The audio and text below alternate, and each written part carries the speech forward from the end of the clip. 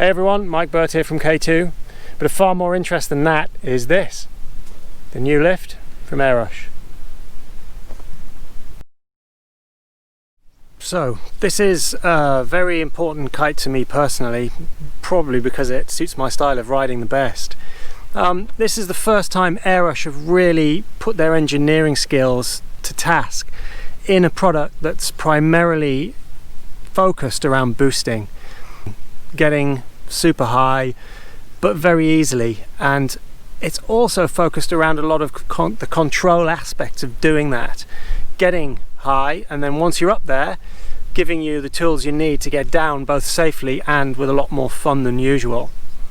In the past, the Vantage that I was using in previous years had incredible flight ability, but it was compromised in terms of going around corners, and that as such made it a little bit one-dimensional to use. It was fantastic on the up, but it did struggle with fun in between, really, if I'm honest.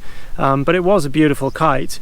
I was skeptical that a more mainstream kite, getting away from that sort of race-oriented edge, would be as competitive in terms of flight as a more traditional design.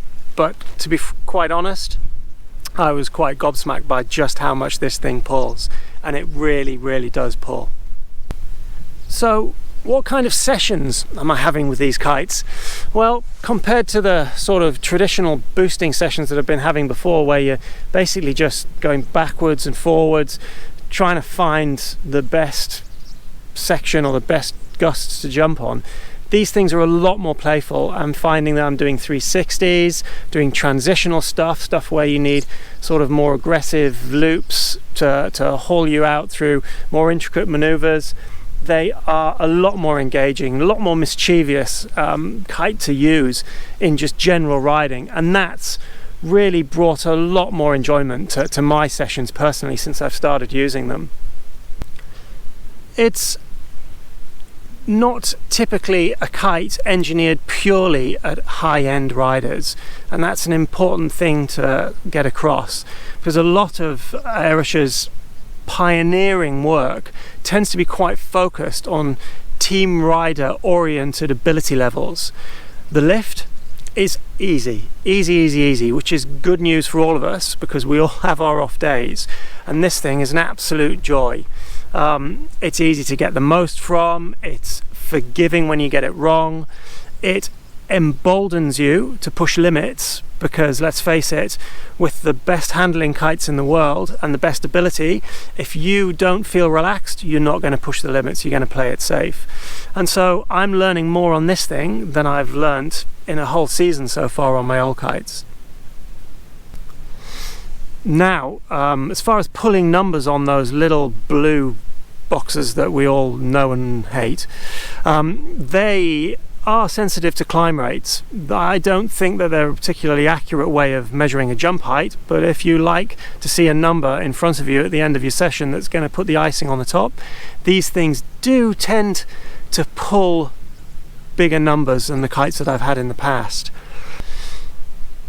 As I said before, the confidence that these things bring does give you an extra level of emboldened behavior to your riding, and that's a good thing. The bridle systems, the ability for them to turn really well when they're on higher D-power, but interestingly the loops from these kites seem to be perfectly honed to halt your harsh descents and give you a bit of extra flight time.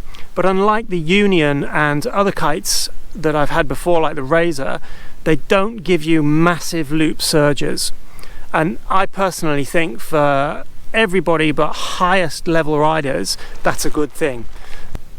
The kite itself is built with a bridle pulley. Now, there's a lot of opinion out there on fixed versus pulley bridles, and my take is that fixed bridles do give you very direct steering, but they severely limit the sheeting angles of the kite, and also they stop you from turning the kite effectively when you've got the system fully depowered, and that really does narrow the usable wind range of the kite.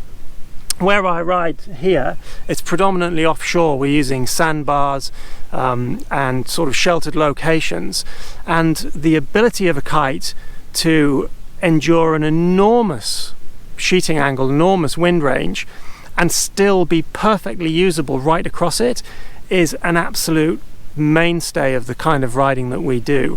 If you're riding in places with clean, solid wind, where you can choose your kite perfectly suited to the conditions on that day, and those conditions aren't going to vary, so fixed bridle is going to be right up your street. But for me, this thing is absolutely perfect. A lot of people do say that bridles bring a wishy-washy feel to the kite, and they are not as sharp as a fixed bridle system, but Airush have been making this V4 bridle now, tweaking it and tuning it for nigh on a decade, and they've really got their head around it. It's very direct. I don't hear any complaints from people who try pulley bridles and fixed bridles, and I think the Wave and now the Session are provided as stock with both. I don't hear anybody complaining that the pulley bridle is wishy-washy. Those days have gone. They're different, they ride in different ways, but the sensation and the control over the handling that you have is not really any more dependent on the pulleys, and that's good news. The other thing that's unique to the Airush Lift compared to the other kites in the range is the option for you to fly it on a high or low Y. Traditionally for the last, well, since 2014 I think, Airush have flown all of their kites on a low Y system, so the split in the front lines is but a few inches above your adjuster strap. Now on the Lift they supply a little metal ring. There it is there. You see it? It is just a little stainless ring that you insert into the junction, there it is, between the front line sections 9 meters up the front lines. And through that ring you pass the second front line. So in effect it pinches the front lines together 9 meters up from the adjuster strap. Now you can fly the kite low Y or high Y. I personally prefer to fly it low Y until it gets crazy windy. When it gets seriously windy, you need to fly it on the high Y for two reasons. One, it brings a lot more stability to the kite. The kite itself is very finely engineered to the edge of what a kite can keep its stability in when you get seriously overpowered. And the pulleys bring a sheeting angle to this that almost completely depressurizes the entire canopy if you need to. And that comes at a cost. The structural stability load that then comes onto the tubes alone is too much really for the kite to take with a low Y configuration. You need to engage this high Y, and that takes the top end through to frankly ridiculous levels.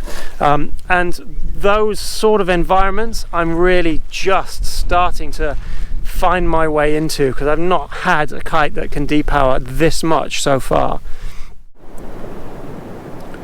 A quick word on construction.